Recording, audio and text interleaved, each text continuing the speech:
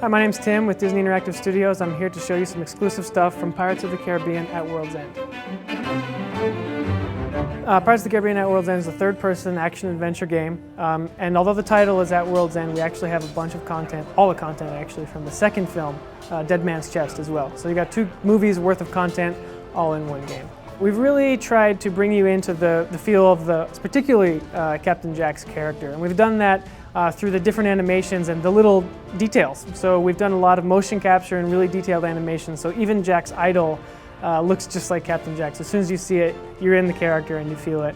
One thing that we have for Jack Sparrow's character is what we're calling Jackanisms, which is a special move that only Jack can do. The way you do a Jackanism is you find these shrunken voodoo heads in the level. They're kind of hard to find, so once you find one, you want to make sure you use the Jackanism at the right time.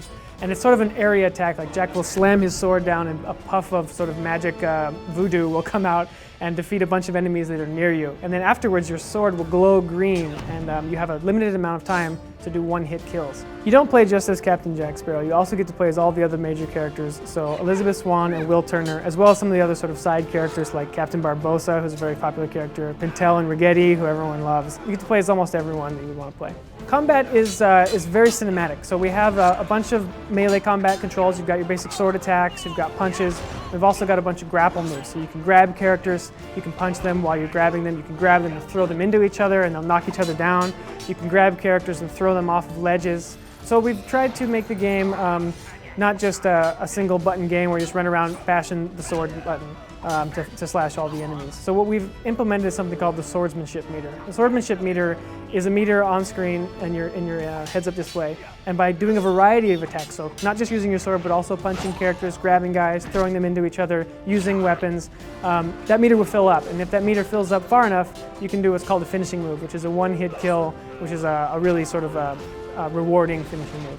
So the 6-axis, we found that there was one particular place in the game that really was great. We have a beam balance mechanic in the game where anytime you're walking across something really thin, like a plank or a log or a mast on a ship, you have to maintain your balance. And in the case of the 6-axis, you just literally tilt the controller to maintain your balance.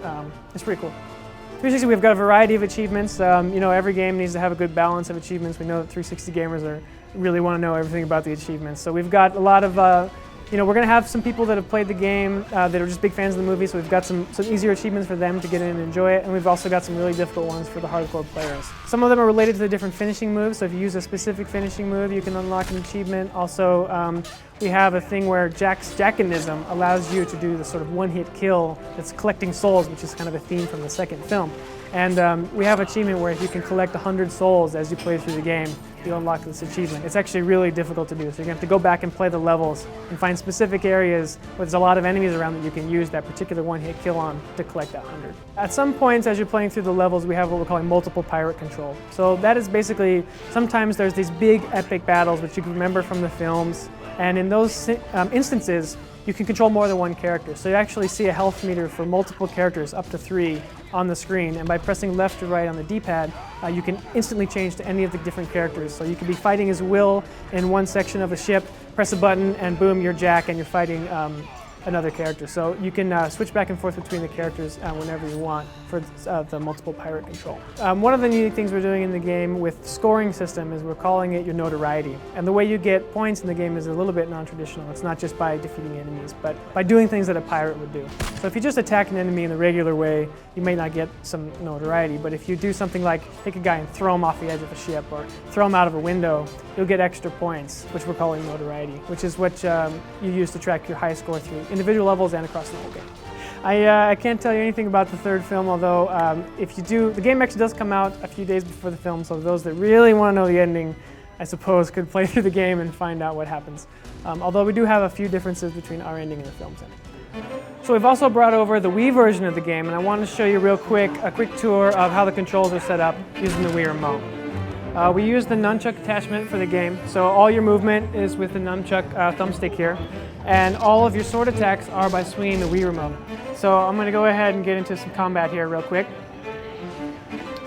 You've got a block on the Z button here for the remote, so I'll hold that down to block, and then I'm going to use different motions here to attack. So I've got a horizontal swing like this is a light attack, a vertical swing is a heavy attack, and then I can combine those together with a sort of stabbing motion for a combo. So I'll show you a couple combos here as I move forward.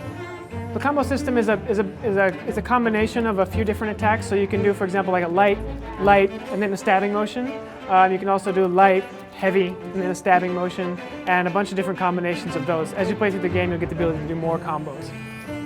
I've also got a grab move, which is on the nunchuck. So if I swing the nunchuck like that, I can grab a character. Every character you get to play has a different grab move. It's not necessarily a grab. It might be a sort of different kind of pirate-style move. There we go. We've also got a bunch of different pickup items. So right now, using the D-pad, I can select different pickup items. So chicken represents health. I can pull the trigger to activate that and replenish my health. I've also got throwing knives, grenades, and my flintlock, my gun. So I'll show you a little bit of those here in a second. So we also have a system called the Olay System. So if I'm holding down the Z button on the nunchuck, I can block, but only for a limited amount of time. You see, every time I take a hit, this meter up here goes down. That's your stamina. So I can only block for a certain amount of time. But one of the cool things I can do is while I'm blocking with different directions on the thumbstick, I can do different things. So if the character attacks me and I push off to the side, I can Olay them like a bullfighter. So if they attack me and I press off to one side, I'll do the bullfighting Olay. If I'm pressing back towards them, I'll block and then kick them back. So here's an example of where I need to use this Olay system to defeat an enemy. This cannibal woman won't react to any of my normal attacks, so if I come up and try and do a combo on her, she's just going to block all my attacks. But what I can do is use my Olay here. Again, I'm blocking, and then I'm going to push off to the side when she attacks, and Olay her into the pot, and then Jack will throw down a coconut and damage her. I can show you some of the different weapons as well. Here's you just pull the trigger to activate your current item. So I can select with the D-pad, for example, a throwing knife, and then pull the trigger and throw the knife. Or use my flintlock, like you saw there. We have a combo system in the game, so anytime you do a combo, you can also then combine that with another combo right away on another enemy, and then the combined total of that ends up in a score that gives you sort of a ranking, a pirate ranking. So Wastrel being the lowest and Pirate Lord, I believe, being the highest. So as you play through the game, every time you negotiate a combo, you'll get a ranking. Here's sort of a quick time event where I'm actually I have two controllers and I need to respond, or two characters, excuse me, and I need to respond to the button prompts on the screen, which are button presses, but they're also Wii Remote motions. So you have to watch for the indicators and move the remote with the right timing. Okay, so that was a look at the Wii version of the game. Don't forget we also have a DS product which was designed from the ground up to be a DS game. It's got stylus-based dueling and local multiplayer that's single car and multi-car up to 4 players. And all the games are coming out on 7 total platforms on May 22nd.